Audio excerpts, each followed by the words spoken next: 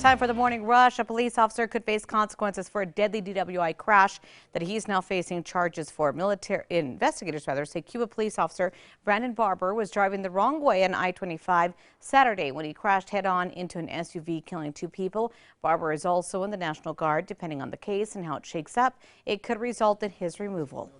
Community members are now seeking justice this morning for missing and murdered indigenous women. A group gathered outside the sheriff's department last night, in part protesting the death of a homeless woman who died in MDC custody. Meanwhile, the governor expanded the state's task force that makes the recommendations about how to investigate violence against indigenous women. APS is investigating an incident of an APS driver caught on camera speeding on the wrong side of the road. Nathaniel Martinez was driving home yesterday morning along Rio Bravo when he noticed the APS bus tailgating him. The bus then speeds past Martinez. Reports say there were no children on board at the time. It's not clear if the driver is with the district or an outside contractor. The search is on for a thief involved in a violent attack and robbery at a restaurant on Alameda near I-25. Video shows the suspect walking into the back, attacking a restaurant employee, and then stealing her purse. Police say that her keys were inside that purse and her car was also stolen. Anyone with information is asked to call Crime Stoppers at 843-STOP. Erica.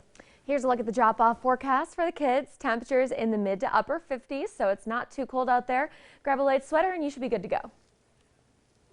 Moving on to this story right now. 30 of the 33 counties in New Mexico are in the turquoise tier, including the state's largest counties, Bernalillo, Doña Ana, Santa Fe, and Santa Fe. One of the biggest changes in the turquoise level are bars being able to operate at 75% capacity outdoors. They can now also open indoors for the first time at 33% capacity. And here's a look at where we stand statewide. Chavez is the only county still in the yellow because of its low vaccination rate and higher case counts. Valencia and Catron counties moved from yellow to green. All other counties are now in the least restrictive tier. That's turquoise. Vaccinations are playing a big role in the state's reopening. As of right now, counties need a 40% full vaccination rate to qualify for the green level. The reason is the state is now incorporating vaccinations into the gating criteria. Those rates are what's pushed most counties into the green and turquoise level. The Biopark is open and welcoming visitors. The general public will be allowed back next Wednesday. Albuquerque is now in the turquoise tier, meaning that the aquarium can operate at 50% capacity and sell double the tickets than they were planning on. Tickets must be purchased online in advance. Erica. Here's a look at the Metro Threat Index for today, keeping it very low. We will see some breezes this afternoon up to around 20-25 miles per hour, and it's going to be hot out there, so be sure to stay hydrated. Another Albuquerque movie theater is getting ready to open. According to their website, the Century 14 at First and Central downtown will reopen next Friday. The theater plans to stagger show times to avoid crowding in the lobby. Sanitizing of auditoriums are planned between shows. Business, is picking up at New Mexico's bridal shops. This comes after the pandemic forced couples to postpone their weddings. The Dressing Room West in Santa Fe says people are now deciding it's time to walk down the aisle. They say that their dresses run from $1,000 to $1,200 each, bringing in some much-needed revenue. A new apartment complex on the west side is in the works, but is now facing hurdles. Last year, the city's planning commission denied the developer's plan for the 3-story complex, claiming that it violates the height requirements. The city's planning director says preliminary work is still allowed, despite the plans being denied. A revised proposal is expected in the coming weeks. City of Albuquerque is looking for more volunteers. Officials say the pandemic has impacted volunteer work. The city says they have at least 500 opportunities for things like helping pack up PPE, literacy programs, animal welfare, and even baking cakes. Erica. All right, let's go check out the morning drive. The maps are looking clear this morning. No accidents or slowdowns to report. And here's a look at Tracker going east on I-40 near 6th Street. More cars out on the roads, and the sun is shining bright right along the east-west corridor, so grab the sunglasses.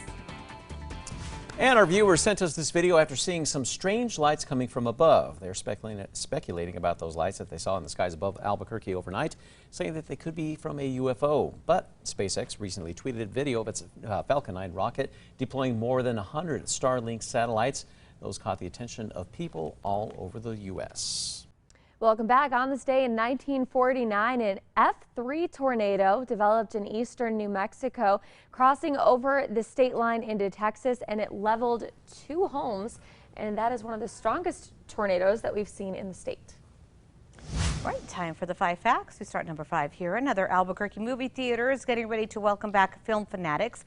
According to their website, the Century 14 at First and Central downtown will reopen on Friday, May 14th. This comes after the Century Rio off Jefferson and I-25 opened its doors over the weekend. The theaters will both automatically block off seats between groups. They will also stagger show times to avoid crowding in the lobby. Sanitizing of auditoriums will also be happening between shows. At number 4, business is picking up at a New Mexico's bridal shop, and this comes after the pandemic forced couples to postpone their weddings and a year full of strict restrictions. Christina Ferrara at the Dressing Room West in Santa Fe says that people are now deciding that it's time to walk down the aisle. She says her dresses run from $1,000 to $1,200 each, bringing in some much-needed revenue. And at number 3, we are seeing some strong morning winds coming in through the East Canyon, but those winds are going to lighten up through the day, only about 10 to 20 miles per hour this afternoon. At number 2, the National Guard is now weighing in this morning on the military charges that an officer could face for a deadly, or the consequences rather, that he could face for a deadly DWI crash. Investigators say that Cuba police officer Brandon Barber was driving the wrong way on I-25 on Saturday. That's when he crashed head-on into an SUV, killing 2 people. Well, he is now facing vehicular homicide charges at the state level. Well, since Barber is also in the National Guard, the Guard says there will also be an investigation on the military side that could result in him being removed from the Guard. Number 1, now 30 out of the 33 counties in the state are the turquoise tier this morning. That does include all of the state's largest counties: Bernalillo, Doña Ana, Sandoval, San Juan, and even Santa Fe.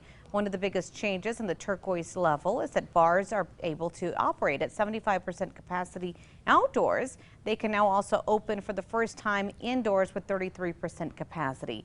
As for the 3 counties not in turquoise, things are still looking positive for them, with 2 in green and 1 in yellow. If you want to see more on this, go to our website.